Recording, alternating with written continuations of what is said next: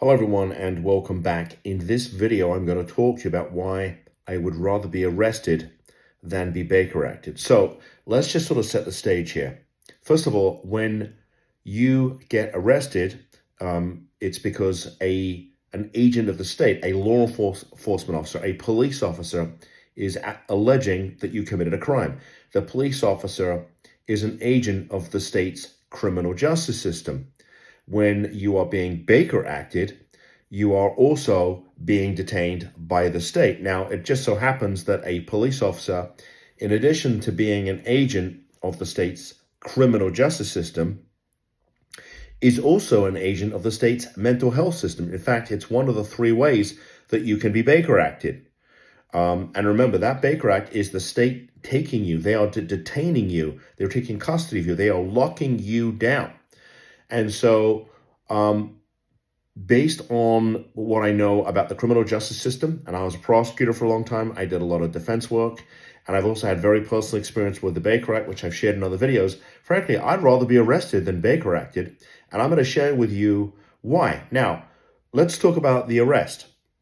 The arrest is where you've been alleged to have committed a crime. Now, depending on that crime, you may or may not be taken to the county jail.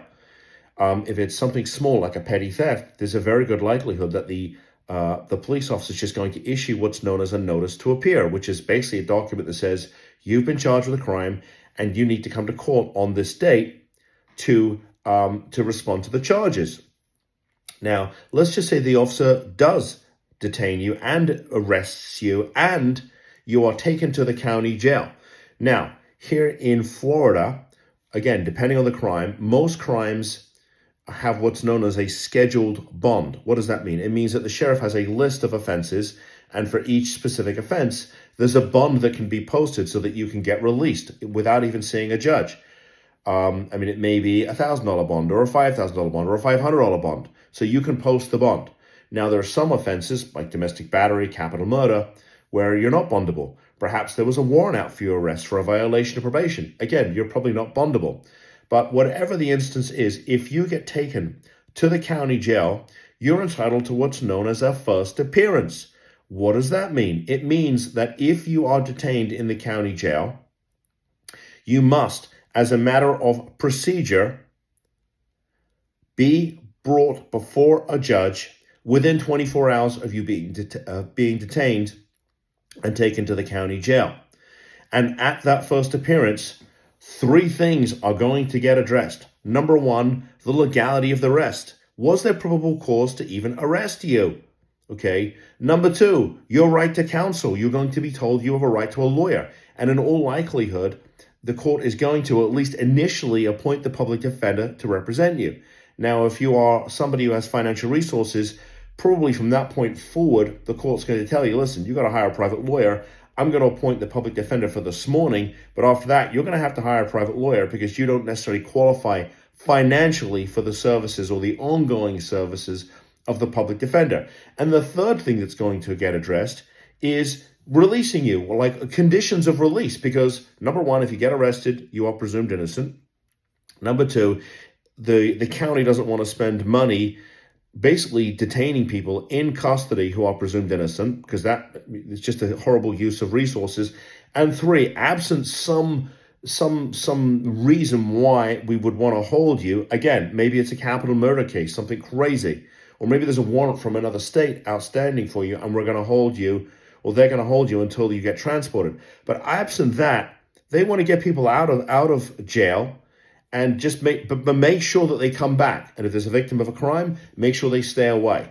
So you got these three things going on. Okay. Another reason is that if it's a criminal case, depending on the criminal case, the nature of the allegations, your history, you could look to seal that record or even expunge it, get it removed completely.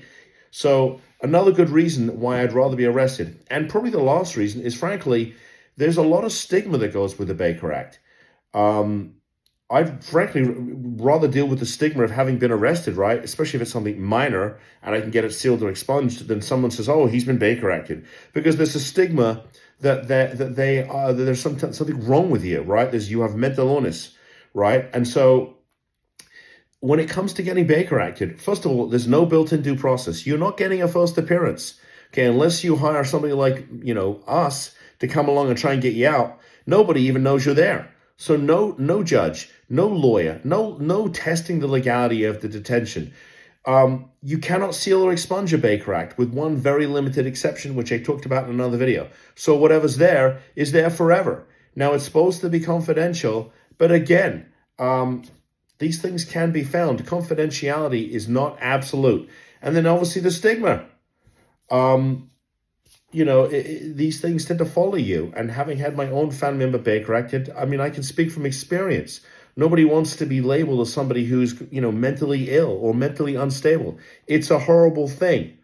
And obviously with the Baker Act, I'm filing 100 cases a year to get people out of the Baker Act who shouldn't even have been detained in the first place.